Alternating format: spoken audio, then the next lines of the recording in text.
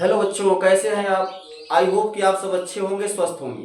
बच्चों, कक्षा 10 गणित में द्विघात समीकरण का अध्ययन हम लोग करेंगे। Quadratic equation. क्वाड्रेटिक इक्वेशन क्या होता है, पहले इसको समझेंगे और फिर उसके बाद इसमें ये देखेंगे किस तरह का सवाल आता है। इसके पहले मैं एक वीडियो अपलोड कर चुका हूँ जिसमें कि पूरा सार दिया गया है पूरे चैप्टर का बोर्ड परीक्षा की दृष्टि से, तो आप लोग उसको भी देखिएगा। लेकिन अब ये जो आपके सामने पढ़ाएंगे, हम पूरा एक एक सवाल आपको हल कराएंगे। कहीं भी कोई दिक्कत नहीं, कोई समस्या नहीं होगी। आप लोग ध्यान से समझिएगा, कॉपी पेन किताब लेकर के आप लोग तैयार हो जाइए और एक एक सवाल इस प्रश्नावली का, इस चैप्टर का हम लोग समझेंगे। तो बच्चों, द्विघात समीकरण होता क्या है, इसके अंतर्गत किस तरह का सवाल पूछा जाता है, इसके बारे में हम लोग पहले सीखेंगे। तो आइए देखते हैं कि द्विघात समीकरण होता क्या है। द्विघात समीकरण कहते किसको है, तो द्विघात समीकरण किसको कहते हैं, जैसे कि आप लोग को बताया गया है क्या कहते हैं, बहुपद आपको बताया गया होगा। बहुपद आप लोग पढ़े हो ना, तो बहुपद में पढ़े हो जैसे कि बहुपद का रूप मतलब कि कितनी घात का बहुपद हो, एक घात का, दो घात का, तीन घात का, चार घात वाला बहुपद पढ़े हो। जैसे यहाँ पर ऐसे समझिए, मान लीजिए कि x घाते 5, x घाते 4, x घाते 3, यहाँ पर कुछ भी मान लीजिए। चलिए हम मानते हैं 2x प्लस 5 मान लीजिए। तो यहां पर यह एक बहुपद है, ये बहुपद दिया गया है, ये बहुपद दिया गया है। अब बहुपद में कितने पद हैं, 1 2 3 4 5, तो इसको हम कहते हैं 5 पदों वाला ये बहुपद है। बहुपद आप पहले पढ़ चुके हो, इसके पहले जो चैप्टर पढ़ाया गया था उसमें बहुपद पढ़े हो ना। तो बहुपद कितने पद हैं, तो पदों के आधार पर बहुपद जानते हो और घात के आधार पर जानते हो। जैसे अगर आपसे पूछे कितने घात वाला बहुपद है, क्या बताओगे, कितने घात का बहुपद है, 5 घात का बहुपद है। अगर इसी तरह से यहां पर इस तरह आ जाए, इस तरह आ जाए, तो ये कितने घात का बहुपद है, 3 घात का। मतलब जो सबसे बड़ी घात है, चर पद की जो सबसे बड़ी घात होती है उसी को बोला जाता है क्या, बहुपद की घात। तो ये बहुपद की घात कितनी है, यहाँ पे सबसे बड़ी घात 3 है, इसका मतलब ये 3 घात वाला बहुपद है। लेकिन हमको सीखना क्या है, द्विघात। हमको क्या सीखना है, द्विघात। तो द्विघात का मतलब यहाँ पर ऐसे समझिए, देखिए जैसे अगर मैं ये कह दूं ax² plus bx plus c, तो ये कितने घात वाला बहुपद है, इसको द्विघात बोलेंगे ना। जब द्विघात बहुपद अर्थात 2 घात वाला बहुपद शून्य के बराबर हो जाए, 2 घात वाला बहुपद किसके बराबर हो जाए, शून्य के बराबर हो जाए, तब उसको हम कहते हैं द्विघात समीकरण। बात समझ में आ गई नहीं। कोई भी द्विघात बहुपद दिया रहे, आपको 3 घात, 4 घात, 1 घात या फिर अन्य घात से मतलब नहीं है। कौन सा बहुपद लेना है, द्विघात वाला। और 2 घात वाला बहुपद अगर 0 के बराबर कर दिया जाए, 0 के तुल्य कर दिया जाए, तो यह एक समीकरण बन गया जिसको हम क्या बोलते हैं, द्विघात समीकरण। बताओ किसी भी दिक्कत, तो द्विघात समीकरण क्लियर हो गया ना आप, नमस्ते। द्विघात समीकरण क्लियर हो गया ना, ठीक ठीक है। तो अब क्या होगा, देखिए यहां पर आया कि एक द्विघात बहुपद है और उसको हमने किसके बराबर मान लिया, 0 के। उसको हमने किसके बराबर मान लिया, 0 के बराबर। तो जब इसको हम 0 के बराबर मान लिए तो यही बन गया हमारा द्विघात। तो अब हम लोग द्विघात समीकरण का अध्ययन करेंगे। तो द्विघात समीकरण आपको समझ में आ गया कि किस प्रकार होगा, इसका रूप क्या होगा।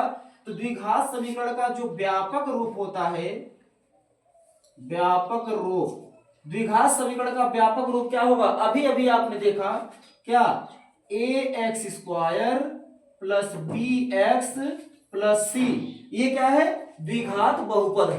क्या है ये, द्विघात बहुपद। इसी को मैं क्या कर दूं, 0 के बराबर कर दूं, तो ये बन गया क्या, द्विघात समीकरण। तो बताओ सबको समझ में आ गया। द्विघात समीकरण क्या है, 2 घात वाला बहुपद 0 के तुल्य हो जाए, 0 के बराबर हो जाए, तो उसको हम क्या कहेंगे, द्विघात समीकरण। अर्थात जितने भी समीकरण आएंगे, जितने भी समीकरण आएंगे सब इसी रूप के होंगे, तभी उनको हम द्विघात बोलेंगे, अन्यथा द्विघात नहीं बोलेंगे। जैसे मान ए बी सी ये क्या है, अचर पद है। ए बी सी क्या है, अचर पद है। जैसे यहां पर हम कह सकते हैं 2x² plus 3x plus 1 is equal 0। ये अगर इस रूप का है तो इसको आप द्विघात समीकरण कहोगे। क्यों कहोगे, क्योंकि इधर जो बहुपद दिया गया है उसकी घात क्या है, 2, और ये पूरा का पूरा बहुपद किसके बराबर है, 0 के। इसलिए इसको हम क्या कहेंगे, द्विघात समीकरण। तो इस रूप का द्विघात समीकरण है। ये व्यापक रूप है। व्यापक रूप का मतलब होता है कि इसी रूप में सारे द्विघात समीकरण बनेंगे। इसी रूप में सारे द्विघात समीकरण बनेंगे। क्यों नीलेश, समझ में आ रहा है? ठीक, देर में आए हो ना तो ज्यादा अच्छा समझ में आएगा। टाइम का ध्यान तो देते नहीं हो तुम लोग। अब यहां पर देखिए द्विघात समीकरण अगर आप समझ गए हो तो द्विघात समीकरण में हमको हल क्या करना है, क्या चीज ज्ञात करना है, तो द्विघात समीकरण के मूल हमको ज्ञात करना पड़ता है। क्या ज्ञात करेंगे, मूल। अब मूल क्या है, ये x का मान जो चर पद है, चर पद के मान को क्या बोलेंगे, चर पद के मान को क्या कहेंगे, मूल कहते हैं। चर पद के मान को मूल कहते हैं। और मूल ज्ञात करने का, मूल ज्ञात करने का 2 नियम है। मूल को ज्ञात करने का कितना नियम है, 2 नियम है। एक तो है गुणनखंड विधि से, एक आप लोग क्या पढ़े हो, गुणनखंड विधि पढ़े हो, और एक आएगा इसमें सूत्र विधि। श्रीधराचार्य का एक नियम है जो कि इस प्रश्नावली में नहीं है। जो द्विघात समीकरण आप लोग पढ़ रहे हो, ये प्रश्नावली जो पहली प्रश्नावली है इसमें अभी ये यूज नहीं होगा मूल ज्ञात करना, ठीक है ना। तो जितना इस प्रश्नावली में यूज होगा उतना मैं आपको बता दिया हूं। बाकी अगर इसका पूरा का पूरा सार अगर बता दूं, इकट्ठा हम बता देंगे तो हो सकता है शायद आपके दिमाग से उतर जाए। तो इसलिए हम लोग क्या करेंगे, हर प्रश्नावली को हल करेंगे, एक एक सवाल को हल करेंगे, जिसमें जो नियम आता जाएगा उसको हम बताते जाएंगे। लेकिन बस इतना ध्यान रखिएगा कि अगर इसका मान हमको निकालना है तो हम क्या करेंगे, एक गुणनखंड विधि का प्रयोग करेंगे और एक क्या करेंगे, सूत्र विधि का प्रयोग करेंगे। दोनों विधियों को हम आपको बताएंगे, ठीक। सूत्र विधि में हो सकता है शायद आपको याद भी हो, जैसे इस x का अगुणनखंड तो आप जानते हो मूल ज्ञात करने का। चलिए थोड़ी चर्चा कर ही देते हैं। मूल ज्ञात करने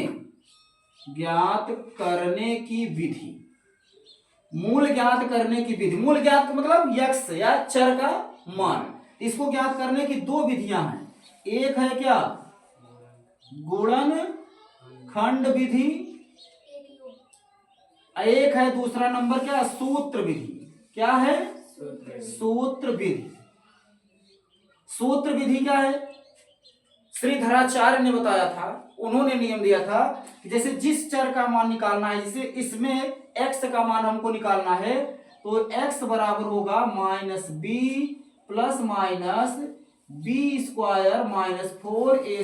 -4ac/2a। अब इसमें a b c क्या है, कोई भी समीकरण दिया गया है तो उसकी तुलना आप व्यापक समीकरण से कर लीजिए तो आपको तुरंत पता हो जाएगा कि a क्या है, b क्या है और c क्या है। इस प्रकार से कोई भी समीकरण द्विघात समीकरण आ जाए तो उसका हम व्यापक रूप वाले समीकरण से तुलना करेंगे। x² के साथ में जो है वो क्या है, a, x के साथ में जो है वो क्या है, b, अचर पद जो बचा वो क्या है, c, अर्थात जिसमें चर नहीं लगा है, जो स्वतंत्र है, अचर रूप में है तो c है। तो अगर ये समीकरण यहाँ पे दिया गया है तो x² के साथ में क्या है, 2 है। इसका मतलब ये a का मान है, किसका मान है, a बराबर क्या लिखेंगे 2 और b बराबर c बराबर, अर्थात a b c का मान आप निकाल सकते हो। इसमें रख देंगे, मान आ जाएगा। गुणनखंड विधि आप लोग पहले पढ़ चुके हो, जब हल कराएंगे खुद ही सीख लोगे कैसे होगा। तो बच्चों हम लोग अब क्या करेंगे, अब इसमें द्विघात समीकरण में जो प्रथम प्रश्नावली है उसको देखते हैं। तो इसको अगर लिखना हो तो लिख लीजिए, आप लोग नोट कर लीजिए।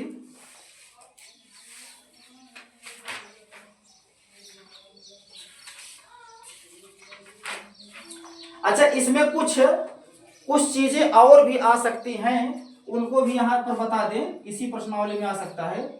जैसे कुछ सूत्र हैं, सार्वसमिका कुछ है, जैसे कि a प्लस बी का whole square, a plus B का होल स्क्वायर ये किसके बराबर होता है? a square plus B square plus 2ab। a minus B का होल स्क्वायर क्या होता है? a square plus B square minus 2ab। और एक आ सकता है a square minus B square बराबर होता है a प्लस बी एक कोष्टक में, a माइनस बी एक कोष्टक में। तो इन सूत्रों को आप लिख लीजिए, ये भी यूज हो सकते हैं, फिर उसके बाद आगे देखा जाए।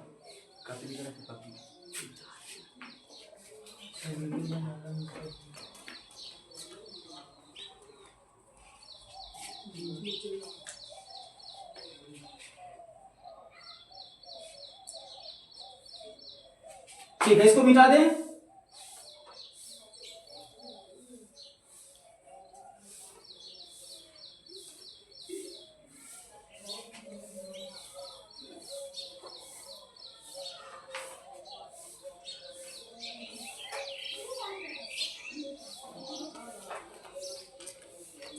ठीक, अब देखिए इसमें सवाल जो आएगा,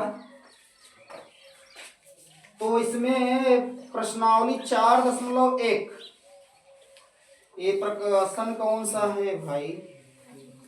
राजीव प्रकाशन, राजीव प्रकाशन से हम लोग पढ़ रहे हैं। तो इसमें प्रश्नावली 4.1 दिया गया है।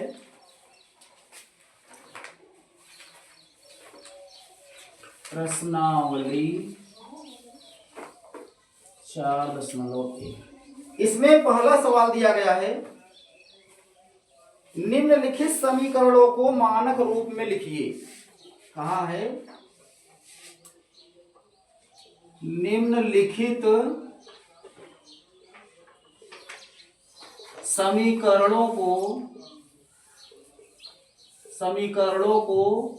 मानक रूप में लिखिए, मानक रूप में लिखिए। निम्नलिखित समीकरणों को मानक रूप में लिखिए। ये समीकरण कौन कौन से हैं? यहां हम देख लेते हैं कौन कौन से हैं समीकरण। 3x square plus 2x square, sorry यहां पे स्क्वायर नहीं है, स्क्वायर माइनस 3 इज इक्वल 0। दूसरा है 4x square plus 5x is equal 1। तीसरा है 2y square plus 7 is equal 3y।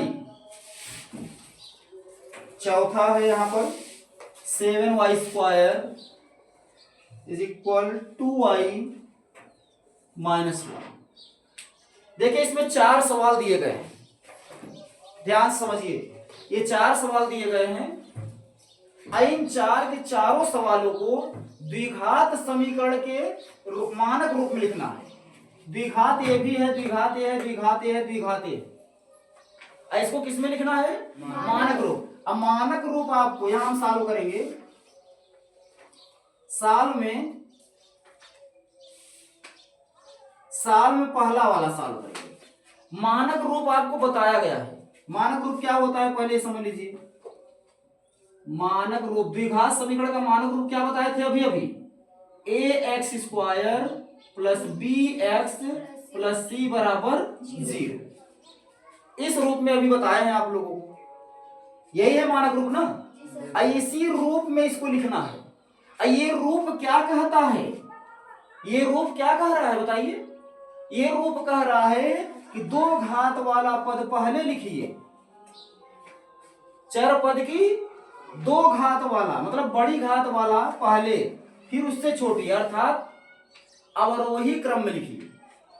चर पद की घात को किस क्रम में लिख दीजिए? अवरोही क्रम में, मतलब घटते हुए क्रम में। अर्थात यहां पर देखिए आप मानक रूप में क्या है, x की यहां कितनी घात है? 2। यहां कितनी घात है? 1। तो 2 है फिर 1 है ना, तो इन समीकरणों में हम पहले 2 घात वाला लिखेंगे, फिर 1 घात वाला लिखेंगे, फिर अचर पद लिखेंगे, उसके बाद 0। बात समझ आई? तो उसी को क्या बोला जाएगा? मानक रूप। तो ये पहले वाले को अगर हम लिखना चाहें, पहले वाले को, तो देखिए यहाँ पे 2 घात वाला पद ये है ना, है कि नहीं है? तो पहले इसी को लिख लो 2x²। अब क्या करना है? 1 घात वाला लिखना है ना, तो 1 घात वाला लिखेंगे तो 1 घात वाला क्या है? 3x। इसके पहले कौन सा चिन्ह है? प्लस है, तो यहाँ प्लस लगाओ और 3x लिख दो। अब क्या है? अचर पद लिखना है। अचर पद क्या है? बराबर क्या हो जाएगा? 0। ये है आपका आंसर मानक रूप में। क्लियर हो गया? दूसरा वाला देखना है, दूसरा देख लो। अब देखो दूसरे वाले को अगर सॉल्व करें तो यहाँ समझो इसको, ये 4x² है तो अच्छी बात है, जो कि पहले ही 2 घात दिया गया है, बड़ा घात, ठीक है ना। उसके बाद क्या है? 5x भी दिया है, एकदम सही दिया है। ये भी पहले बड़ी घात दिया है, फिर छोटी घात दिया है, क्रम से दिया है ना। लेकिन हमें तो बराबर की दूसरी तरफ क्या करना है? 0 करना है। यहाँ बराबर की दूसरी तरफ क्या है? तो इस एक को इधर ले आओ, 1 को इधर ले आओ, तो 1 के पहले यहाँ कौन सा चिन्ह मानते हो? अच्छा, इधर आगे क्या हो जाएगा? यहाँ कर दो -1। तो अब क्या बचा उधर? 0। ये है आंसर। बताओ किसी भी दिक्कत? कठिन तो नहीं है? ठीक, अब ये वाला कर लेंगे। देखो हम बता दे रहे हैं इसको। तीसरा नंबर भी देख लो। तीसरा सवाल क्या कहता है कि इसमें 2y² तो सही दिया गया है, 2 घात वाला दिया गया है, और 2 घात वाले के तुरंत बगल में क्या होना चाहिए? 1 घात वाला। कितनी घात वाला? 1 घात वाला पद तो इधर है, तो इसके पहले कौन सा चिन्ह मानोगे? अच्छा, जब इधर रहेगा क्या हो जाएगा? तो यहाँ कर दो -3y। इधर जो है उसको जो कहते हो लिख दो, क्या है? +7 इज इक्वल 0। अब इधर 0 बचा, तो ये आंसर हो गया। तो मानक रूप में आया कि नहीं आया? चलिए, एक सवाल आपके लिए हम छोड़ दे रहे हैं, इसको आप लोग कर लीजिएगा, ठीक? नोट करो।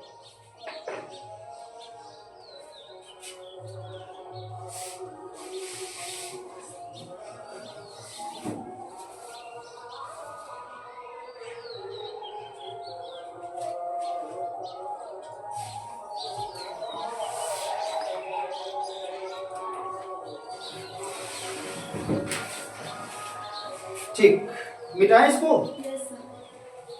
जल्दी जल्दी लिखिए, देर मत कीजिए, केवल समझिएगा आराम से, धीरे धीरे समझिए।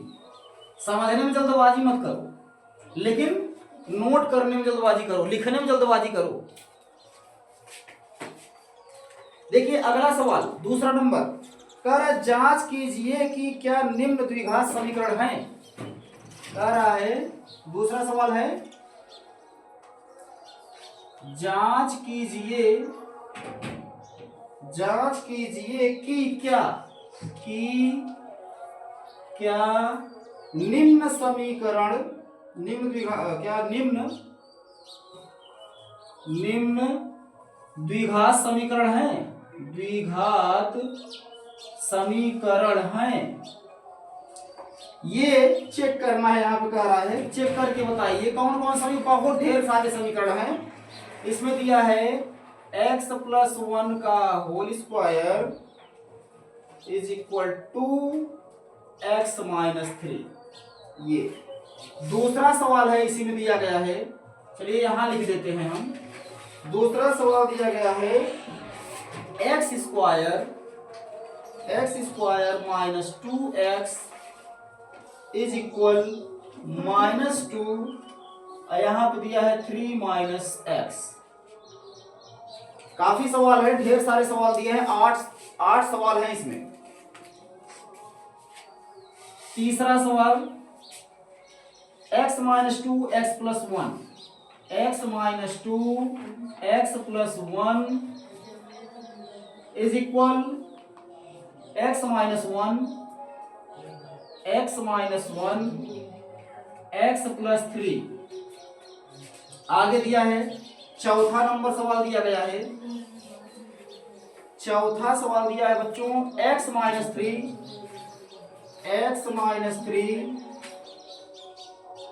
2x+1 is equal x+5। ये चौथा सवाल है। पांचवा दिया है 2x-1 x-3 is equal x+5 x-1। तो आइए इन 5 सवालों को हल करते हैं, फिर उसके बाद आगे आएगा जो उसको देखेंगे। क्या कह रहा है कि जांच कीजिए कि क्या निम्न द्विघात समीकरण है। द्विघात समीकरण कब होता है? द्विघात समीकरण कब होता है? जब कोई दो घात वाला बहुपद 0 के बराबर हो जाए। तो हम सबसे पहले इसको हल करेंगे, सॉल्व करेंगे, और लास्ट में देखेंगे कि दो घात वाला बहुपद 0 के बराबर होता है कि नहीं। अगर दो घात वाला बहुपद, द्विघात बहुपद अगर 0 के बराबर हो गया तो हम कह देंगे कि ये द्विघात समीकरण है। अगर नहीं हुआ तो नहीं। तो आइए इसको सॉल्व करते हैं। देखिए ये है ए है क्या बी, तो a+b का होल स्क्वायर। अभी अभी आपको हम बताए हैं कि a+b का होल स्क्वायर क्या होता है? a² + b² + 2ab। a² मतलब यहाँ पे हो जाएगा x² प्लस b² का मतलब 1 का स्क्वायर। 1 का स्क्वायर क्या होगा? 1 ही होगा। a² + b² + 2ab। b की जगह एक तो छिपा है ऑलरेडी, चाहे लिखो या ना लिखो, एक तो छिपा है ना यहाँ पर, बराबर यहाँ पे गुणा कर दीजिए। क्या हो जाएगा? 2x माइनस कितना हो जाएगा? 2 3 जा 6, 2 3 6। अब यहाँ देखिए ध्यान से, प्लस 2x इधर भी है, अब प्लस 2x इधर भी है कि नहीं है? प्लस 2x यहाँ भी है, प्लस 2x यहाँ भी है। तो ये दोनों आपस में क्या होगा? कट जाएगा। क्यों कट जाएगा? समान चिन्ह वाले पद और समान पद हो, समान चिन्ह हो, पद भी क्या हो? समान हो, बराबर के अगर बाएं दाएं पक्ष में है तो आपस में कट जाते हैं। क्यों कट जाएगा? देखो ये अगर इस पद को मैं यहीं रखूं तो प्लस 2x रहेगा, ये वाला प्लस 2x अगर मैं इधर लाऊं तो माइनस 2x होगा, नहीं होगा? अब 2x में से 2x निकल गया तो 2x में से 2x निकल गया तो क्या होगा? 0 होगा ना। इसलिए हम यहीं पर काट देते हैं। ठीक, अब देखिए x² + 1 अपनी जगह है, ये इधर आया 6, इधर आया तो क्या हो जाएगा? +6 इज इक्वल 0। अब ये हो जाएगा x² और ये क्या हो जाएगा? +7 इज इक्वल 0। तो ये जो आया यहाँ पर, ये कितनी घात वाला बहुपद आया है? 2 घात वाला बहुपद आया है ना। तो इसका मतलब ये क्या है? द्विघात समीकरण है। मैंने क्या कहा?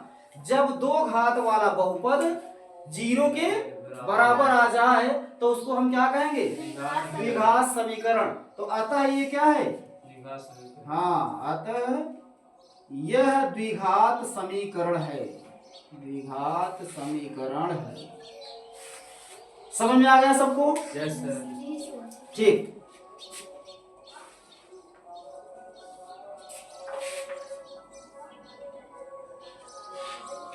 ठीक। अब इसमें देखते हैं, इसमें भी वही करना है, हल करना है। इसको पूरा हल करो, अपने आप क्लियर होगा। लास्ट में अपने आप क्लियर हो जाएगा कि द्विघात है कि नहीं। चलो हल करते हैं इसको। देखो ये वाला पद तो ज्यों का त्यों लिख लो, x² - 2x।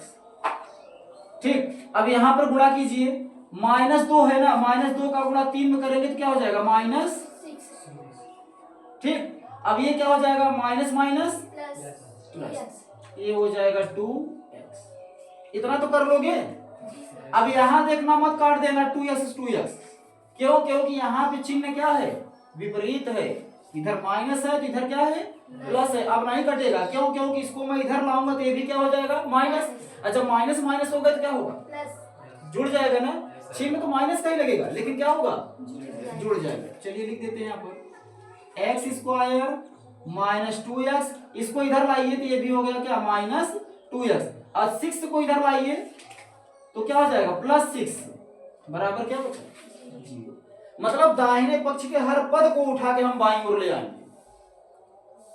रावण की लंका से सारे राक्षस को उठा के ले आएंगे और लंका को क्या करेंगे राक्षस विहीन। हाँ ठीक। तो यहां पर देखिए अब क्या होगा x², ये माइनस माइनस हो गया तो चिन्ह तो माइनस का ही लगेगा, लेकिन ये आपस में क्या होगा जुड़ जाएगा। तो 2 2 कितना हुआ 4x हो गया, यहाँ पर +6 बराबर क्या बचा है 0। तो इसको बताओ क्या ये द्विघात आपको नहीं समझ में आ रहा है? ये बहुपद क्या है द्विघात का है ना, ये किसके बराबर है 0 के, अर्थात ये द्विघात समीकरण बना। जब कोई भी द्विघात बहुपद 0 के तुल्य हो जाए तो उसको हम द्विघात समीकरण कहते हैं। समझ में आ गया कि नहीं? यहाँ लिखेंगे अतः यह क्या है द्विघात समीकरण है। ठीक,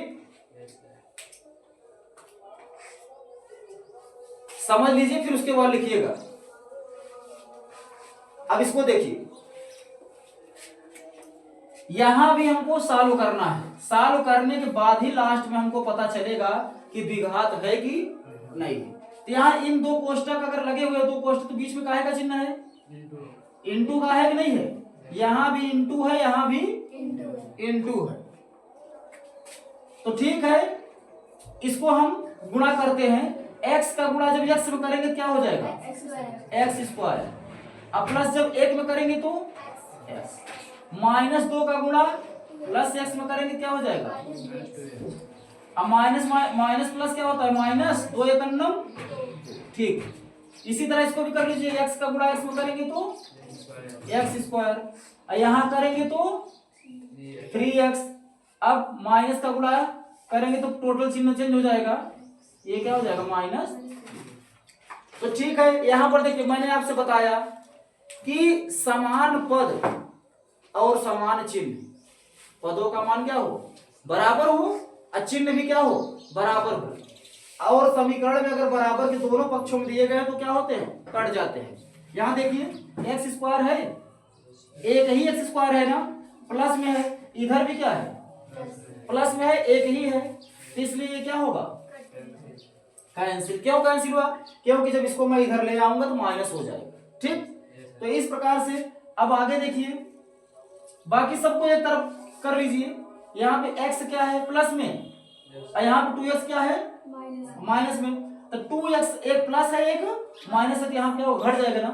2x में से x निकल गया, कितना बचा x बचा, चिन्ह किसका रहेगा माइनस का, और बचा क्या है -2। इधर देखिए 3x क्या है प्लस में, x क्या है माइनस में, तो 3x में से एक x निकल गया तो -3। ठीक, अब इसको इधर ले आइए, तो ये भी क्या हो जाएगा, इसे यहाँ -x है, ये इधर आएगा तो ये भी हो जाएगा -2x, ये -2 पहले से है, ये आया तो +3। अब टोटल ये दोनों पद ऊपर चले आए, क्या बचा 0। अब देखिए ये भी माइनस ये भी माइनस, तो जब माइनस माइनस हो गया तो क्या हुआ जुड़ जाएगा, चिन्ह माइनस का ही लगेगा। तो 2x में एक x जुड़ गया, कितना हुआ 3x, चिन्ह किसका माइनस का, और 3 में से 2 निकल गया बराबर। तो अब इसको बताइए क्या ये 2 घात में है? सॉल्व करने के बाद ही तो पता चला कि ये 2 घात वाला नहीं है। तो जब 2 घात वाला बहुपद 0 के बराबर नहीं है तो फिर द्विघात समीकरण कहां से होगा? तब यहां लिख देंगे अतः यह द्विघात समीकरण नहीं है, अतः यह द्विघात समीकरण नहीं है। जहां पे समस्या हो तुरंत पूछिएगा, कहां यहाँ नहीं समझ में आ रहा है। ठीक, आगे इसको भी सॉल्व कराएं। चलिए देखिए x का गुणा, अच्छा गुणा करना आता है कि नहीं आप लोगों को? हम गुणा लगातार कर रहे हैं और आप लोग बस यस सर नो सर जी सर यही करते रहो। यहाँ ये ध्यान रखना कि चिन्ह का गुणा चिन्ह में करते हैं, अंक का गुणा अंक में करते हैं, चर पद का गुणा चर पद करते हैं।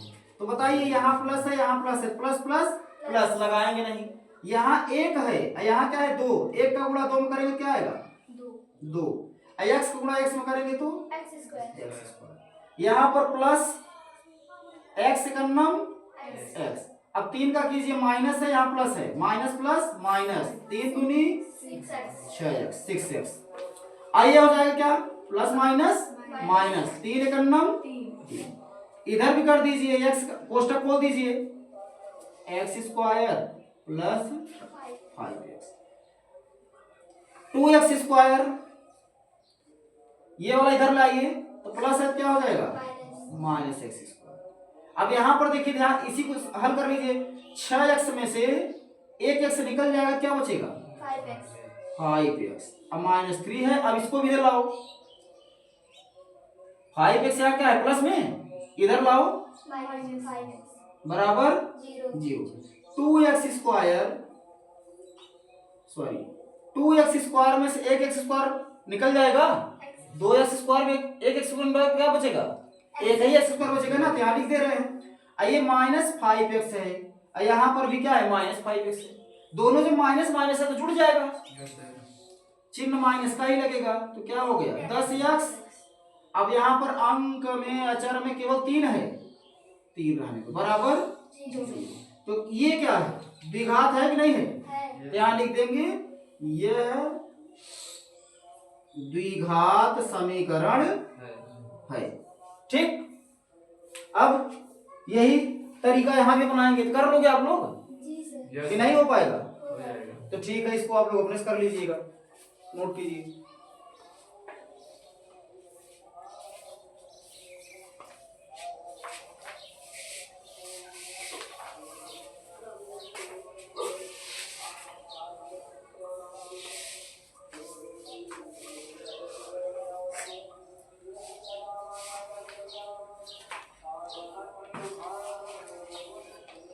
ठीक, मिटा दें,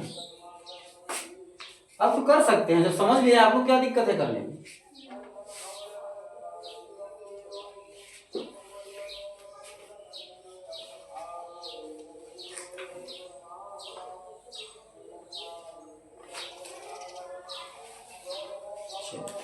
अच्छा, इसी प्रकार के इसमें अभी 3 सवाल और हैं, तो सेम टू सेम इसी प्रकार से हल होगा, तो क्या करें, इसको हल करा दें कि कर लेंगे आप लोग।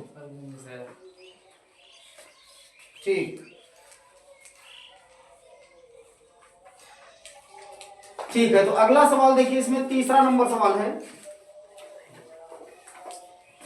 तीसरा सवाल क्या कह रहा है, तीसरा सवाल कह रहा है सिद्ध कीजिए कि, बड़े अच्छे अच्छे सवाल हैं, बहुत सरल, सिद्ध कीजिए कि, आप लोग सरल ही चाहते हैं ना,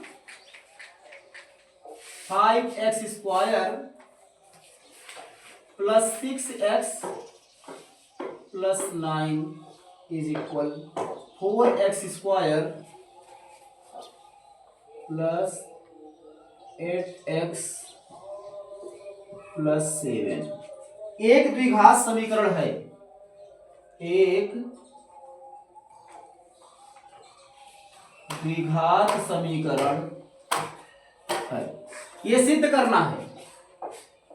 सवाल में ये कहा गया है कि सिद्ध कीजिए कि ये क्या है द्विघात समीकरण है, तो हम करेंगे क्या, पहले इसी को सॉल्व कर लेंगे, लास्ट में देखेंगे, लास्ट में देखेंगे कि 2 घात वाला बहुपद 0 के बराबर आता है कि नहीं। अगर 2 घात वाला बहुपद 0 के बराबर आ गया तो हम कह देंगे कि क्या है द्विघात समीकरण। तो यहाँ लिखिए, इसको सॉल्व कीजिए, देखिए यहाँ 5x हल कर रहे हैं हम, हल करके सिद्ध करेंगे, बताएंगे इसको। 5x² plus 6x plus 9 4x² plus 8x plus 7। तो ऐसा करते हैं, आप 5x² है तो आने तो इसको इधर ले आओ, तो क्या हो जाएगा, प्लस है तो क्या हो जाएगा माइनस हो जाएगा।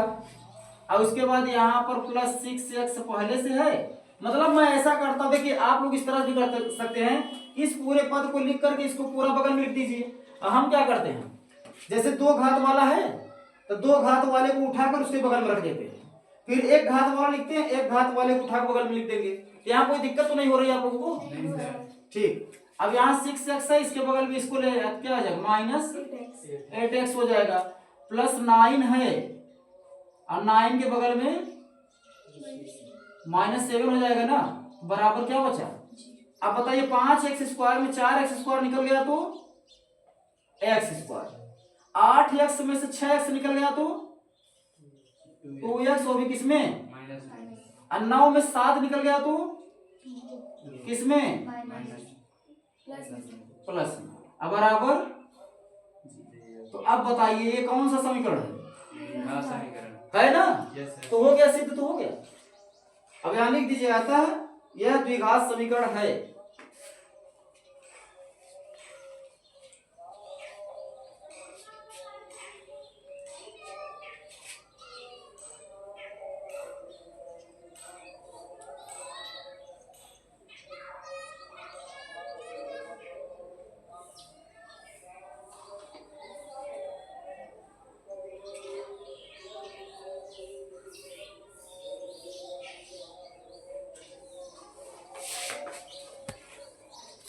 गर्मी ज्यादा है क्या?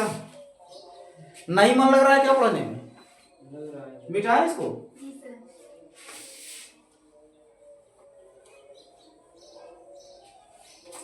अब अगला सवाल जो है उसमें भी यही कहा है कि क्या ये द्विघात समीकरण है, क्या ये द्विघात समीकरण है, ये चीज जांच करना है, बताना है द्विघात समीकरण है या नहीं। तो जैसे कि अगर डायरेक्ट सवाल आपके सामने दिया गया हो, चौथे में भी यही कहा है कि क्या ये द्विघात समीकरण है कि नहीं है, क्या निम्न समीकरण, क्या निम्न समीकरण द्विघात है, यही चीज चेक करना है इसमें भी।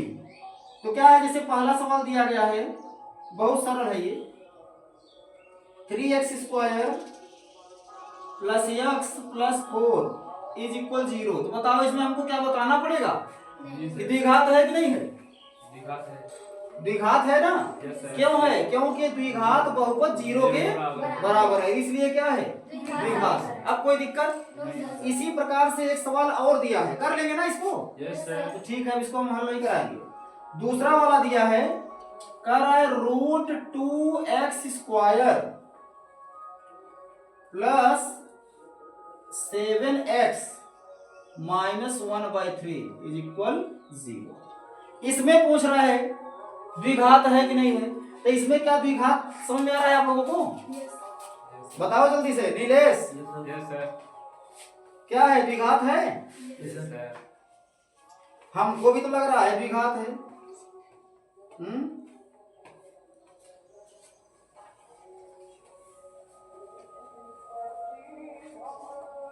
ठीक। तो अब इसको देख करके बता लोगे ना कि द्विघात है। इसमें यही बताना था कि बताना क्या है, लगभग सभी द्विघात ही दिए गए हैं। कह रहा है कि सभी द्विघात समीकरण हैं, परंतु एक समीकरण और दिया गया है, जैसे ये वाला है 1, ये है 2, तो इसमें सब के सब क्या है? द्विघात है।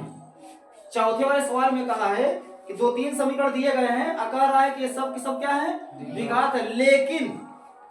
लेकिन एक समीकरण और दिया है, कह रहा है कि ये द्विघात नहीं है। अब क्यों नहीं है यही बताना है। देखिए यहां पर दिया है x³ + 6x² + 4x + 1 = 0। द्विघात समीकरण नहीं है, द्विघात समीकरण नहीं है। क्यों? अब बताइए इसमें क्या हमको बताना पड़ेगा द्विघात क्यों नहीं है? अरे इसमें आपको खुद आना चाहिए कि सर ने क्या बताया। सर ने बताया कि जब कोई द्विघात बहुपद 0 के बराबर हो तो वो क्या होगा? द्विघात समीकरण होगा। लेकिन यदि कोई बहुपद 3 घात वाला है तब, तो 3 घात वाले बहुपद अगर 0 के बराबर है तो फिर द्विघात समीकरण नहीं है। तो यहाँ लिख देना है चर पद की बड़ी घात क्या है? 3 है। चर पद की बड़ी घात 3 है। या लिख देंगे कि बायां पक्ष द्विघात बहुपद नहीं है, 2 घात वाला बहुपद नहीं है, इसलिए ये द्विघात समीकरण नहीं। इतना तो कर लेंगे। तो ठीक है, आज यहीं तक। अब इसके बाद आगे अगले दिन कराएंगे, ठीक, जिससे कि आप लोग भूले ना, और नहीं तो एक ही बार में पूरा प्रसाद बांट देंगे तो रिएक्शन भी कर देगा, ठीक।